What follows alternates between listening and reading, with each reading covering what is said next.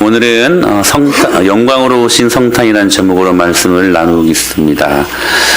원래 세상은 흑암이었습니다. 창세기 1장 2절에 보니 이렇게 말씀하시죠. 땅이 혼돈하고 공허하며 흑암이 깊음 위에 있고 하나님의 영은 수면 위에 운행하시니라 라고 말씀을 하십니다. 땅이 혼돈하고 공허했고 그리고 깊은 흑암이 온 세상이 드리워졌다라는 것입니다. 그런데 하나님이 그 흑암 속에 그 흑암을 비춰줄 두 발광체를 창조하십니다. 창세기 1장 16절로 17절 말씀 시작.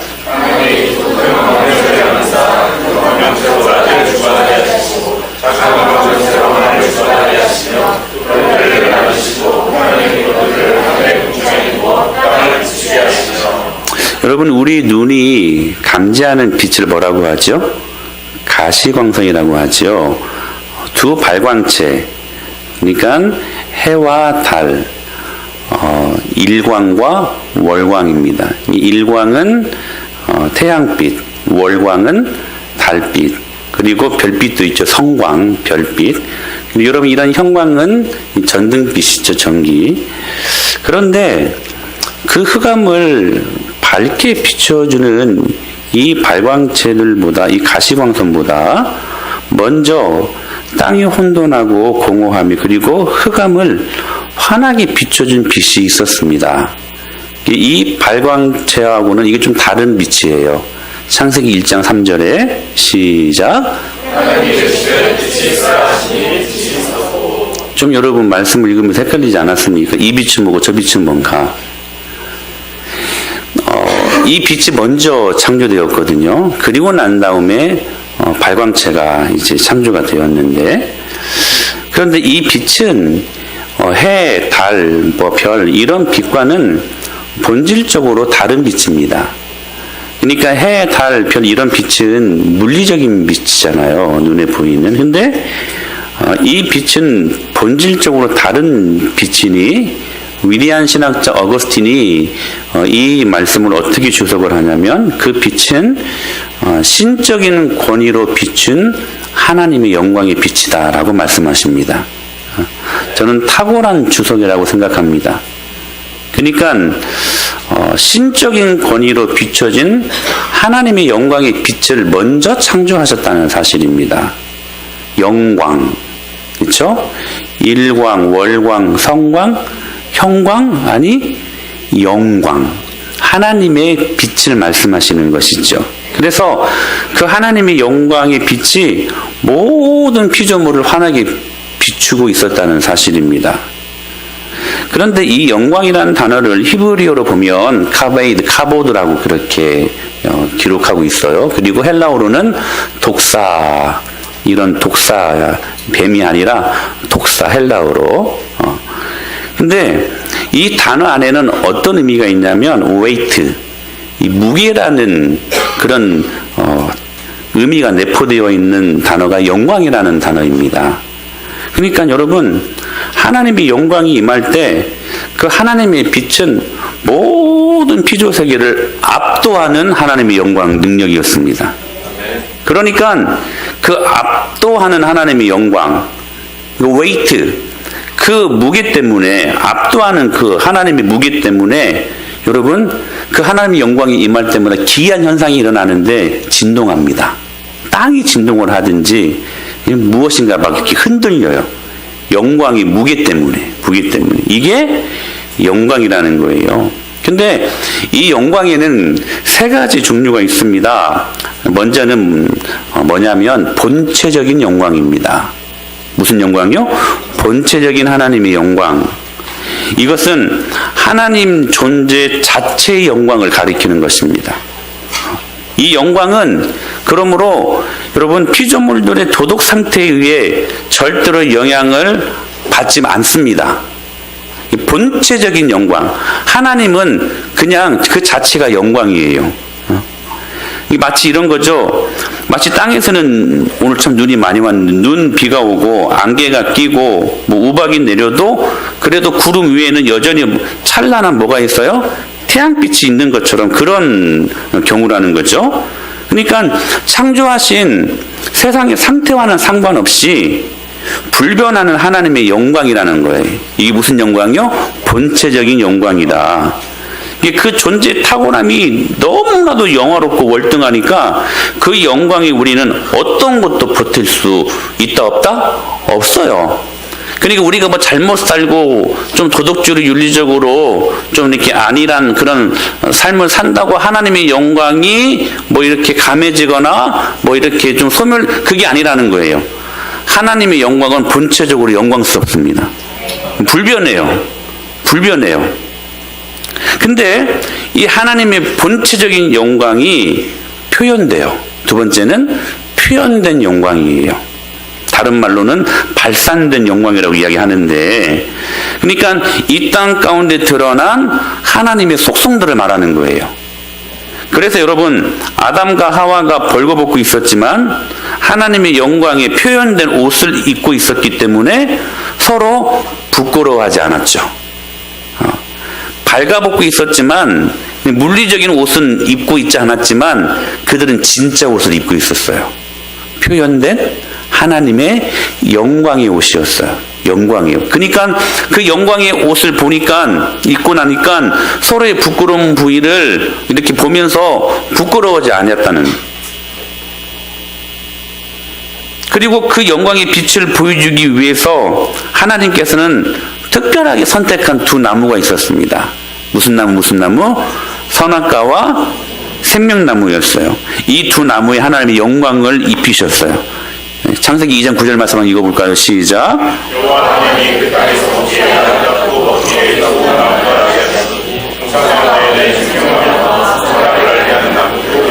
이 두 나무에 하나님의 영광의 옷을 입혀주셨어요. 그래서 선악과를 통해서는 순종을 통한 온전한 자유를 알게 하셨고, 생명나무를 통해서는 생명이신 예수 그리스도를 만나게 하셨던 것이죠. 이 영광의 옷을 그들이 표현된 하나님의 영광으로 입고 있었다는 것입니다. 그 외에도 이스라엘이 광야를 40년 동안 걸으면서 하늘의 구름 기둥을 보고 하늘의 불 기둥을 보게 되었죠. 그것도 표현된 하나님의 영광이었습니다. 그리고 하늘에서 만나가 내려집니다. 그 만나도 표현된 하나님의 영광이었어요. 갈증이 납니다. 물을 마셔야 되는데 물이 없어요. 근데 반석에서 물을 나게 하셔서 그 물을 마시게 함으로 말미암아 하나님의 그 본체적인 영광을 표현된 영광으로 그들에게 보게 하셨다는 사실입니다. 이에 대해 청교도 신학자였던 조나단 에드워드 목사님은 이렇게 말합니다. 태양에서 나오는 빛, 그리고 열, 광선 등은 분명 태양 자체와 구분되어지지만 그러나 그 태양이 어떠한 것임을 전달하는 역할은 하게 된다라고 이야기를 하죠. 즉 표현된 영광으로 하나님의 본체적인 영광을 보게 하셨다라는 사실입니다. 그러니까 여러분, 모든 피조세계, 특별히 이 나무들이랄지 하나님이 만드신 그 피조물들을 보면 그 피조세계에 우리가 믿음의 눈을 뜰 때에 하나님의 영광이 없는 것이 없습니다. 그러니까 저는 오늘 아침에 이렇게 이제 우연찮게 봤는데 막 눈이 내리더라고요. 전 눈을 보면서도 하나님의 영광을 경험을 해요. 얼마나 탐스럽게 예쁘게 눈이 내리는지 마음이 따뜻해지더라고요. 한켠에는 조심해야 되는데 우리 성도님들 예배 시간 늦지 않을까 하는 마음도 있었지만, 그러나 하나님이 만드신 그 표현된 하나님의 영광을 보면서 와, 제 마음속에 기쁨이 생기더라고요. 하나님이 그렇게 본체적인 당신의 영광을 표현하셨어요. 그래서 우리 하나님은 표현의 대가십니다. 표현의 대가셔요. 그리고 이제 세 번째 영광이 있는데 뭐냐면 이것이 우리들의 마음을 뛰게 해. 뭐냐면 바로 반영된 영광이에요. 반영된 영광. 하나님의 영광은요, 단지 자존하심으로 그치지 않아요. 이 본체적인 영광으로만 존재하지 않아요. 그래서 하나님은 당신의 영광을 어떻게 하셨어요? 두 번째, 표현하셨어요. 표현된 영광으로 우리들에게 보여주셨어요. 그래서 온 천지 만물, 창조 세계, 모든 그런 말씀에 나타나는 그 기적들 보면 여러분 다 하나님의 표현된 영광 아닙니까? 그런데 표현된 영광으로만 또 그치지 않았어요. 그 다음이 중요해요. 하나님께서는 그 하나님의 영광을 피조물들이 그들의 마음 안에 반영할 수 있도록, 그 영광을 우리들 마음 안에 담아낼 수 있도록 하나님의 영광을 우리 안에 주셨다는 사실입니다. 그게요, 우리들의 마음을 복잡하게 뜨게 하는 거예요. 여러분, 이 세상은 흑암입니다. 그러나 우리가 이 흑암에서도 살 수 있는 능력은 뭐냐면 우리 마음 안에 그 본체적인 하나님의 영광, 그 영광을 표현하셨거든요. 근데 그 표현된 영광을 우리 마음 안에 담아낼 수 있도록 하나님께서 그 영광을 우리에게 부어주셨다는 사실입니다. 사랑하는 여러분, 저와 여러분은 이래봬도 그 하나님의 영광을 마음에 담고 있는 사람들임을 믿으시길 바랍니다. 그래서요, 이 세상이 비록 흑암이지만 그럼에도 불구하고 교회를 욕하고 조롱하는, 예수 믿는 사람들을 뭐 개독교회라고 이렇게 이야기하는 이 시대에 비록 우리가 살고 있지만 그럼에도 불구하고 하나님의 영광이 하나님의 교회에 있고, 하나님의 그 영광이 그리스도인들 마음 안에 하나님께서 담아낼 수 있도록 은혜를 주셨기에 그럼에도 불구하고 교회가 이 세상의 소망입니다. 그럼에도 불구하고 그리스도인들이 이 세상의 소망입니다. 적어도 저와 여러분들이 그렇게 부르심 받은 사람들이라는 거예요. 모세가 시내산에서 하나님을 만납니다. 이 사건에서 모세가 본체적이고 표현된 하나님의 영광을 보고 난 후에 이 영광을 마음에 담아둔 채 내려옵니다. 근데 그 내려왔을 때 모습이 어떤 줄 아세요? 시작.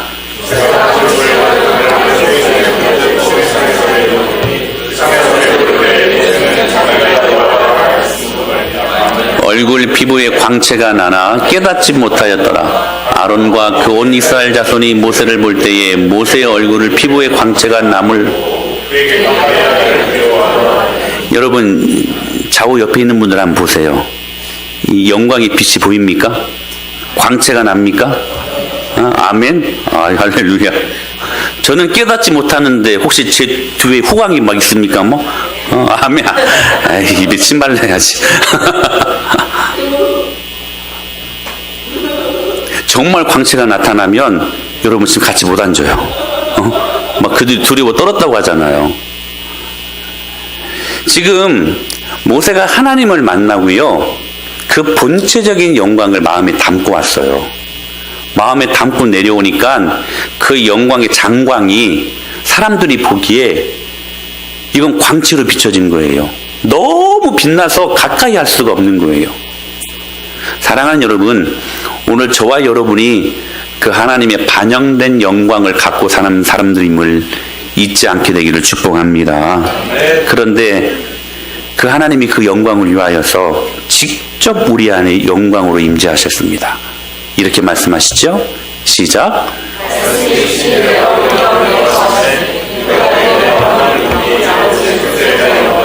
은혜와 진리가 충만하다. 그 영광을 위하여 예수 그리스도께서 우리 안에 들어오셨어요.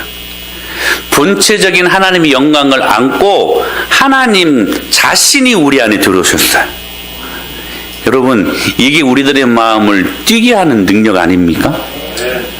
우리는요, 이 정체성을 갖고 살면 여러분, 우리 앞에 그 어떤 것들도 여러분 한 길로 들어왔지만 일곱 길로 도망가게 되는 능력을 우리가 경험하게 될 것을 믿습니다. 그렇게 우리는 능력 있는 사람들이라는 거예요. 그러므로 성탄, 우리 성탄절을 맞이하는 이 성탄은 하나님의 영광이 우리 안에 직접 내재한 하나님의 능력을 선포하는 사건이에요. 그러니까 여러분들이 이 성탄절을 경험하면서 하나님의 영광이 여러분 안에 회복되어져야 돼요. 그러므로 여러분, 우리가 예배로 하나님께 영광 돌린다고 하잖아요. 이게 얼마나 중요한 의미를 갖고 있냐면 이런 거예요. 우리가 예배로 영광을 돌린다라는 것은 표현된 하나님의 영광을 통하여 하나님의 본체를 향한 우리들의 이 갈망을 막 증진시키고, 그래서 하나님의 영광을 마음에 담아내는 시간입니다. 어떤 시간이? 예배하는 시간이. 그러니까 여러분, 예배하는 시간에 은혜 못 받으면 여러분 살 수 있어요, 없어요? 없어요. 없어요. 그러니까 내가 은혜만 받을 수 있도록, 그 은혜로 하나님의 영광을 내 마음 안에 담아낼 수 있도록 여러분들은 예배를 위하여 목숨 걸고 기도하셔야만 합니다. 아멘. 그리고 예배를 통하여 주시는 영광, 그 은혜 꼭 받아낼 수 있도록 여러분들이 몸부림치며 이 예배를 위하여 목숨 걸어야 된다는 사실이에요. 그런데 오늘 본문에 보니까 그 본체적인 영광이신 하나님께서 표현된 영광으로 우리에게 나타나셔서 그 하나님의 영광을 제자들이 어떻게 그들 마음속에 담아두는지, 반영된 하나님의 영광을 경험하게 하신 사건이 기록이 되어져 있어요. 그 유명한 항해 사건이에요. 하루는 예수님께서 오병이어 사건을 경험한 제자들을 향하여 에난카센 재촉하십니다. 빨리 이곳을 떠나서 저기 바다를 건너서 벳세다 쪽으로 가라. 그런데 그 말씀에 순종하여 배를 타고 가는데 제자들이 무엇을 만납니까? 역풍을 만납니다. 48절 시작.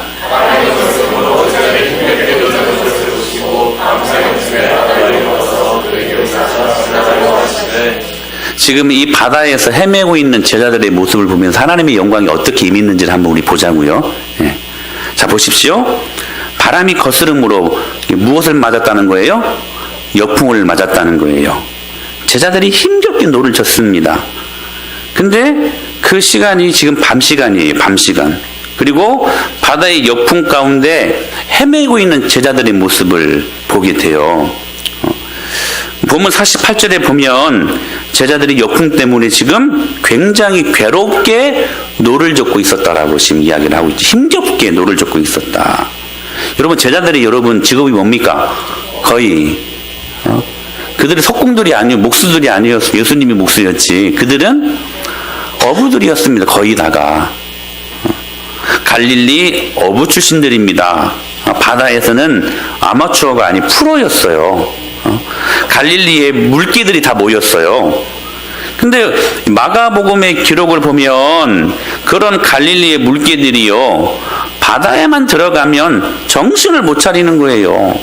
이전에 사장에서도 보면 그런 또 항해 사건이 나오죠.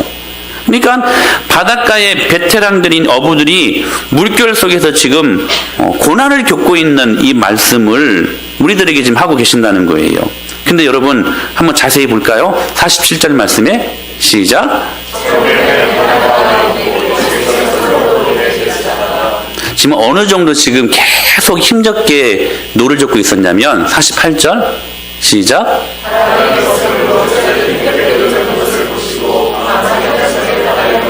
그들에게 오사 저물었을 때와 밤 사경, 그때까지 계속 힘겹게 노만 젓고 있었던 거예요. 근데요, 그 배가 앞으로 안 가는 거야. 앞으로 안 가는 거야. 저물매 그 시간부터 밤 사경쯤을 대략 시간을 정해보면 한 8시간, 9시간 걸립니다. 그 정도의 시간이에요. 그리고 지리적인 위치가 확실치는 않지만 대략 그들이 건너가려고 했던 벳세다까지의 거리를 한 5km 정도 봐요. 5km. 근데 프로 이 어부들이었기 때문에 평상시 같으면 대략 1시간이면 충분히 갈 수 있는 거리였어요. 근데 지금 몇 시간이 걸렸는데도 지금 앞으로 배가 나아가지 못해요? 8에서 9시간 동안 1시간이면 갈 수 있는 그 거리인데, 그들이 지금 노를 젓고 있었지만 그들이 원했던 그 목표 지점에는 쉽게 다다를 수가 없었던 그들의 모습을 보게 되는 거예요. 고통스러운 밤의 시간들이 하염없이 흐르고 있었고 목표 지점에는 도달하기는커녕 그만 기진맥진한 상태에 그들이 헤매고 있었던 모습을 오늘 본문이 지금 보여주고 있는 것입니다. 여러분 자세히 한번 관찰해 보십시오. 예수님이 명령하셨습니다. 예수님이 에난카센 재촉하셨습니다. 강권하셨습니다. 얘들아 빨리 배 타고 건너가라. 그 말씀에 제자들이 순종했어요.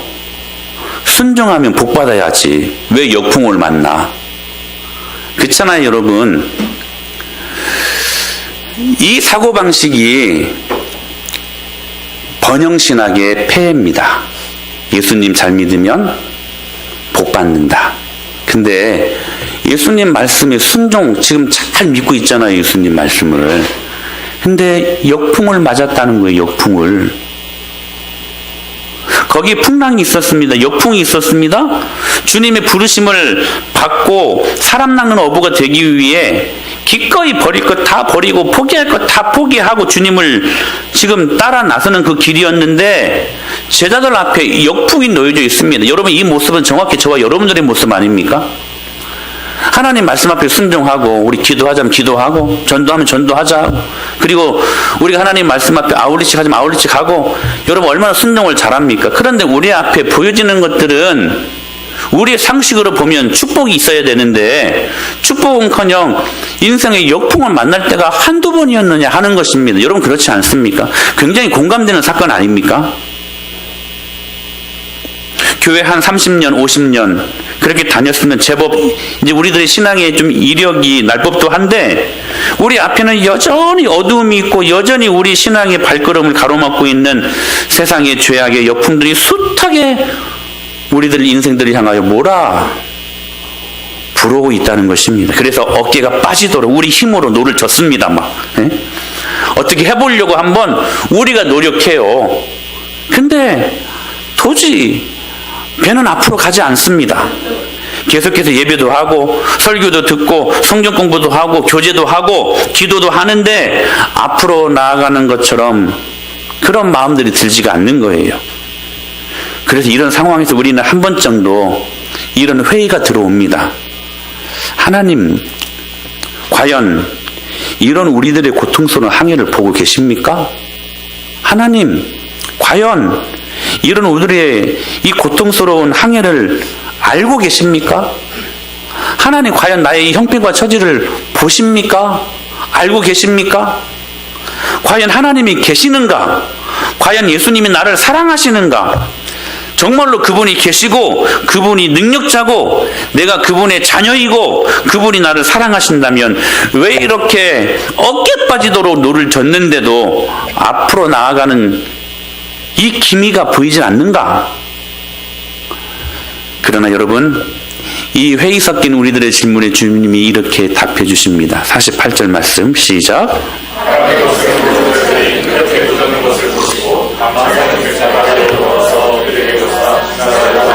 우리는 이 본문을 통하여 두 가지 동사에 주목해야 될 필요가 있습니다. 보시고 그리고 찾아오셨다는 것입니다. 그들이 괴로이 노젓는 그 현장과 예수님이 기도하고 계시는 상과는 상당히 거리가 멀었습니다. 그럼에도 불구하고 주님은 제자들의 그 힘겹게 노젓는 그 고난에 처한 상황을 세밀하게 보고 계셨습니다. 하나님은 계십니까? 아멘입니다. 하나님은 정말 우리를 사랑하십니까? 아멘입니다. 예수님은 정말 믿을 만한 존재입니까? 아멘입니다. 그분은 우리의 고난에 찬 항해를 보고 계십니까? 아멘입니다. 그렇습니다. 주님은 저와 여러분들을 보고 계십니다. 그분은 살아계셔요. 살아계시기에 저와 여러분의 모든 형편과 처지, 상황과 환경을 우리보다 더 자세히 보고 계십니다.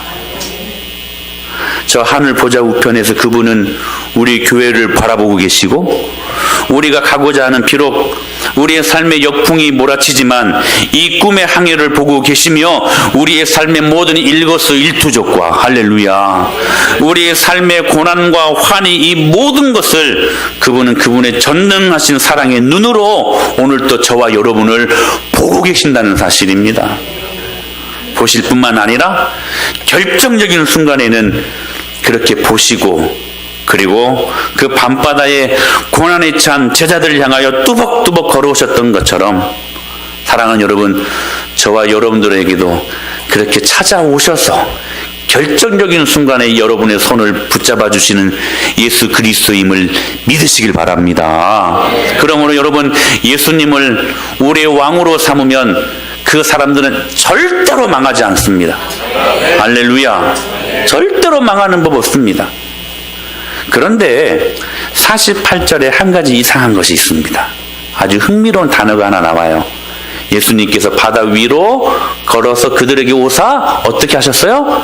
지나가려고 하셨어요. 지나가려고. 이 표현이요, 출애굽기에 벽임을 두고 있는 말씀입니다. 하루는 모세가 하나님께 영광을 좀 보여달라고 기도합니다. 그때 하나님이 어떻게 반응을 하셨냐면 이렇게 반응을 하셨어요. 출애굽기 33장 시작. 여호와께서 모세에게 이르시되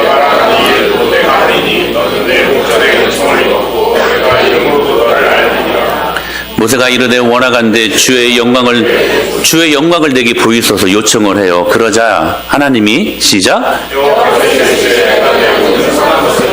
지나가게 하고 여호와의 이름을 내 앞에 선포하리라. 나는 은혜 베풀 자에게 은혜를 베풀고 긍휼히 여길 자에게 긍휼을 베푸느니라. 계속 또 이르시되 내가 내 얼굴을 보지 못하리니 나를 보고 살 자가 없음이니라.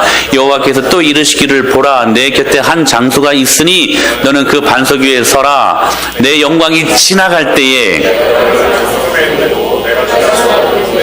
너를 덮어두었다가 손을 거두리니 내가 내 등을 볼 것이요 얼굴은 보지 못하리라. 할렐루야.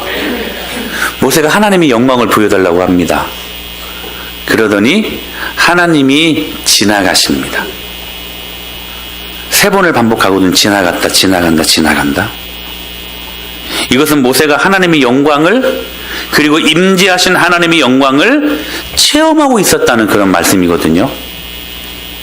지금 그래서 예수님께서 그들에게 오사 지나가려고 하신다라는 말씀은 바로 이 장면을 아주 강력하게 연상케 하는 말씀이라는 거예요. 사랑하는 여러분, 모세는 그 하나님의 영광을 얼굴로 보지 못하고 등으로 봅니다. 하나님의 얼굴을 보면 죽기 때문에.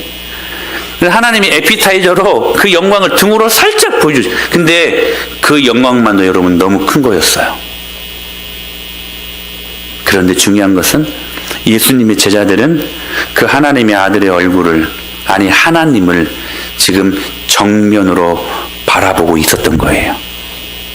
즉 하나님의 영광을 실체로 본 것입니다. 하나님의 영광이 고난 가운데 있던 제자들에게 임재하고 있었던 거예요. 본체적인 그 하나님의 영광이 표현된 영광으로 고난에 찬 제자들에게 실제로 나타난 것입니다. 흑암 가운데 빠져있는 제자들에게 하나님의 영광의 빛이 임한 거예요. 그리고 제자들은 그 영광의 능력으로 그 항해를 여러분 마칠 수가 있었던 것입니다. 안전하게. 세상에는 저마다 갖고 있는 영광이 있는 것 같습니다. 왜곡된 영광. 되게 많은 소유가 그 존재의 영광을 말해준다고 생각을 하는 것이죠. 젊은 사람들은 나이 든 사람들보다 영광스럽다고 생각을 합니다. 왜? 젊으니까, 건강하니까. 또 돈이 많은 사람들은 가난한 사람들보다 더 영광스럽다고 생각을 합니다. 돈이 많으니까, 소유의 영광이 있다고 생각을 하니까. 또 어떤 사람들은 지식이 많은 그 상태를 가지고 무지한 사람들보다 더 영광스럽다고 여기며 살아가는 것이 이 세상이라고 생각합니다. 여러분들에게 묻고 싶습니다. 여러분들이 지금 가지고 있는 그 영광은 무엇입니까? 여러분 기억하십시오. 우리의 영광은 예수 그리스도 한 분이십니다. 진리가 있으니 그리스도께서 우리를 위하여 죽으신 그 고난을 통해 하나님은 당신의 그 영광을 우리에게 보여주셨다는 사실입니다. 사도 요한은 요한복음 14절에서 이렇게 말씀하셨어요. 시작. 모세가 광야에서 뱀을 든 것 같이 인자도 들려야 하리니. 할렐루야. 들려야 한다. 십자가가 들려지는 순간을 성부 하나님께서는 당신의 모든 영광의 가장 큰 능력이라고 십자가를 꽂고 있는 거예요. 하나님이 세상을 이처럼 사랑하사 독생자를 주셨으니 이는 저를 믿는 자마다 멸망치 않고 영생을 얻게 하려 하심이라. 할렐루야. 하나님께서 본체적인 그분의 영광을 우리에게 표현된 영광으로 가장 극명하게 보여주신 사건이 무엇이냐? 십자가 사건이라는 거예요. 한때는 하나님께서 불기둥, 구름기둥을 인도하셨지만, 만나도 허락하셔서 그분의 표현된 영광을 우리에게 보여주셨지만, 그러나 이것과 비교해서 절대로 비교될 수 없는 하나님의 극명하신 표현된 영광은 예수 그리스도의 십자가의 사랑이 있다는 것입니다.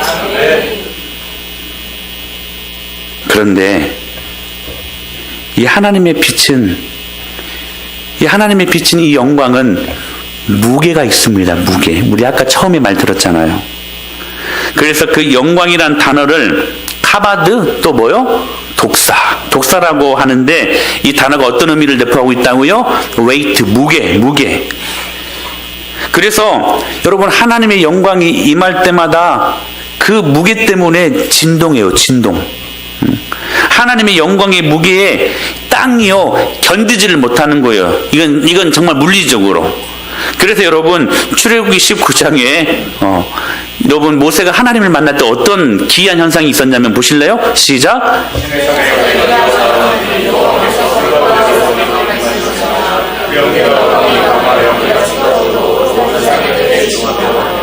온 산이 크게 진동하며, 그 하나님의 영광의 무게에, 여러분, 그 무게에 압도되어 가지고요 땅이 견딜 수가 없었던 거예요.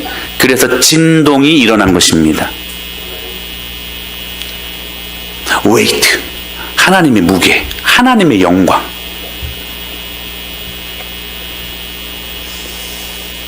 예수님께서 저와 여러분의 죄값을 완전히 치르셨을 때, 그때도 진동이 있었습니다. 바위가 깨지고 땅이 갈라졌습니다. 마태복음 27장 51절 말씀. 시작.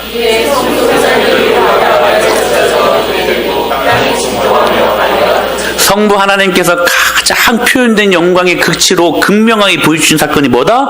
십자가 사건이다. 십자가를 하나님은 가장 우리들에게 보여줄 수 있는 표현된 영광의 최고봉이라고 말씀하십니다. 그때 그 십자가에 표현된 영광이 임할 때에 어떤 현상이 일어납니까? 진동이 일어납니다. 땅이 진동하며 바위가 터지고 땅이 갈라집니다. 왜요? 그 하나님의 영광스러움이 임했기 때문에. 그 영광스러운 하나님의 압도하는 그 영광의 무게가 임할 때에 땅이 견딜 수 없었던 거예요. 진동이 일어난 것입니다. 사랑하는 여러분, 예수님의 십자가는 진동으로 옵니다.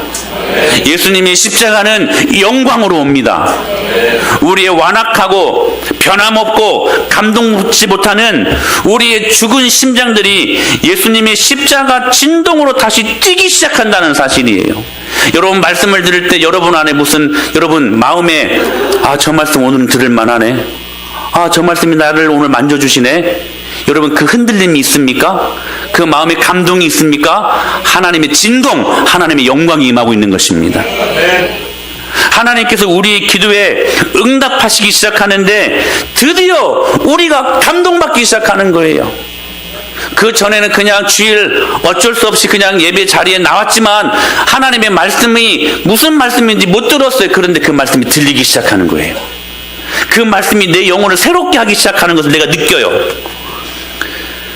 이전에는 정말 동화 속에 있는 이야기처럼 무슨 홍해 사건이 있어, 무슨 홍해가 갈라져, 또 목사님이 지금 또 사기치네, 허무맹랑한 말씀하시네, 이렇게 생각했는데 어느 순간 홍해가 갈라진 사건이 믿어져요. 교회가 얼마나 중요하고 교회가 얼마나 하나님의 영광을 담아내는 하나님의 공동체인가를, 이것을 어느 순간에 느끼게 되는 거예요. 하나님의 영광이 임하는 순간입니다. 헌신하고 봉사하는 것이 짜증났는데 이제는 해야겠다는 마음의 감동이 일어나요. 꿈쩍 안 했던 마음들이 움직이기 시작하는 거예요. 여러분, 하나님의 영광의 진동이 여러분의 마음을 흔들기 시작하는 거예요. 십자가의 진동은 여러분 기억하십시오. 암덩어리도 떨어져 나가게 하고, 할렐루야. 신유의 역사도 일어나게 하고, 더러운 것들이 쫓겨가고, 하나님의 나라가 강력하게 임하는 은혜를 경험하게 합니다. 그러므로 하나님이 침묵하시는 것처럼 보이는 고통의 항해 가운데서도 당신의 본체적인 영광을 우리에게 가장 극명하게 보여주시기 위해 당신의 존재를 십자가 영광으로 표현하셨습니다. 그리고 그 영광을 우리 안에 담아내 주셨습니다. 이게 은혜예요, 이게. 그래서 내재된, 반영된 영광이 저와 여러분들 안에 있습니다. 여러분 그 장광으로 살아가시길 축복합니다. 모세가 그리했던 것처럼. 그러므로 이제 저와 여러분은 그 장광, 우리 안에 부어진 그 영광을 세상에 비춰야만 합니다. 그게 우리의 사명이라는 거예요. 그러기에 우리는 그 영광이 세상에 선포되기 위해 우리가 해야 될 일 하나가 있습니다. 그게 무엇입니까? 이 하나님의 반영된 영광, 계속해서 내 마음속에 그 하나님의 장광이 계속해서 내 마음속에 담아지기 위해 우리가 몸부림쳐야 될 것이 하나가 있습니다. 그것이 뭐냐? 십자가 앞에, 그리고 교회 앞에 기도하는 것입니다. 주님이 산에 올라가서 기도하셨듯이 고통의 때에 하나님의 백성들이 할 수 있는 가장 위대한 일은 하나님 앞에 엎드려 부르짖는 것입니다. 그게 영광스러움이라는 거예요. 사도행전에 보게 되면, 사도행전 4장에 보게 되면 초대교회 성도들에게 큰 위기가 닥칩니다. 어떤 위기냐면 담임 목사님들이 다 잡혀간 거예요. 위기 아닙니까, 교회적으로? 사도들이 다 복음을 증거하다가 잡혀 들어갔어요. 그때 초대교회는 다른 것 하지 않고 다른 거 다 제쳐두고, 뭐 인맥, 뭐 연 이런 거 다 제쳐두고 기도에 전념합니다. 그리고 하나님께서 드디어 이 기도에 반응하기 시작하는데 이렇게 말씀하시는 거예요. 시작. 빌기를 다음에 모인 곳이 진동하더니 우리가 다 성령에 충만하여 담대히 하나님의 말씀을 전하니라. 할렐루야. 기도했던 그곳에 하나님의 웨이트, 하나님의 무게, 하나님의 영광이 임했다는 것입니다. 사랑하는 여러분, 본체적인 하나님의 영광을 십자가로 우리에게 표현하셨습니다. 그리고 그 표현된 영광을 우리 마음 안에 담아낼 수 있도록, 반영된 영광을 우리가 가질 수 있도록 주님께서 우리를 배려하셨습니다.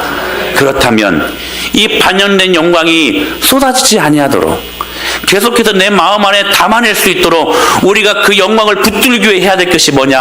하나님 앞에 기도하는 것입니다. 여러분, 교회가 기도할 때 하나님의 진동이 일어납니다. 기도할 때 하나님의 웨이트, 그 압도하는 주의 영광으로 말미암아 교회가 되게 하는 것입니다. 하나님의 영광이 임재하니까 진동이 일어나요. 영광이란 말 자체가 무게라는 말 아닙니까? 여러분, 몇 톤 트럭이 지나가는데도 땅이 울리지 않습니까? 그런데 하나님의 그 영광의 무게가 우리에게 임하는데 왜 안 흔들리겠습니까? 사랑하는 여러분, 그 반영되고 우리 마음 안에 담아낸 영광을 계속해서 쏟지 않고 내가 유지하고 가지기 위해 교회가 해야 될 유일한 일은 하나님 앞에 기도하는 것입니다. 사랑하는 여러분, 하나님이 우리의 어떤 모습을 가장 아름답게 보실까요? 이마에 흐르는 땀을 닦아내며 교회를 열심히 섬길 때, 그렇습니다. 그것도 하나님이 참 귀하게 보실 것입니다.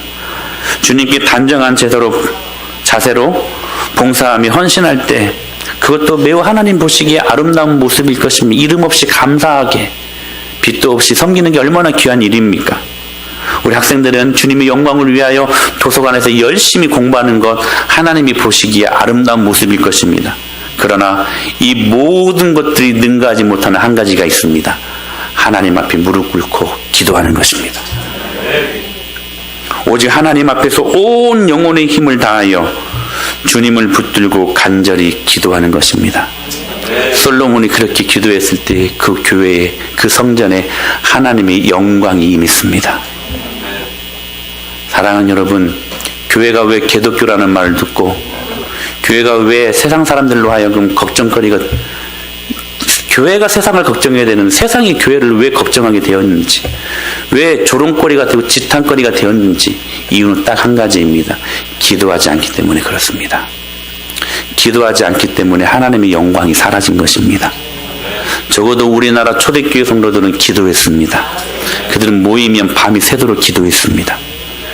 그들은 그 기도로 말미암아 가난을 이기고, 그 기도로 말미암아 하나님의 성령의 불을 경험하고, 그렇게 불을 경험하니까 하나님의 영광이 초대교회 안에 임했던 것입니다.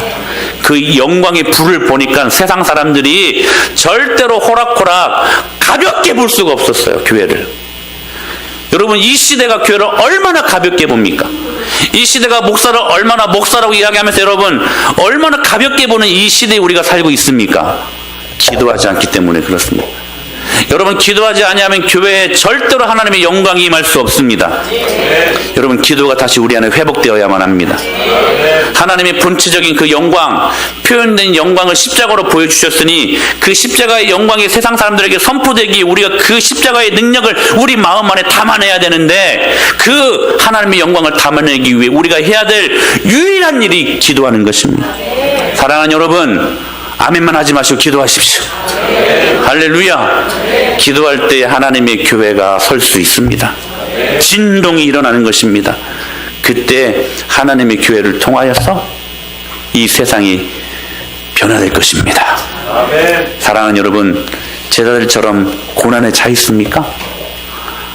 아무리 노를 젓는데도 역풍 때문에 힘들어 하십니까? 여러분, 하나님의 그 본체적인 영광을 기억하시고 그 본체적인 영광이 표현된 영광을 우리에게 나타났으니 우리들의 마음을 벅차게 뜨게 하는 것이 담아낸 영광, 반영된 영광이니 그 영광을 위하여 우리 함께 기도하십시다. 그 기도가 진동으로 나타나서 여러분의 주의 모든 것들을 흔들고도 남을 만한 능력이 되게 하여 주시옵소서. 오늘 그 영광과 능력이 우리들 마음 안에 임할 수 있게 되기를 예수님의 이름으로 간절히 축복합니다.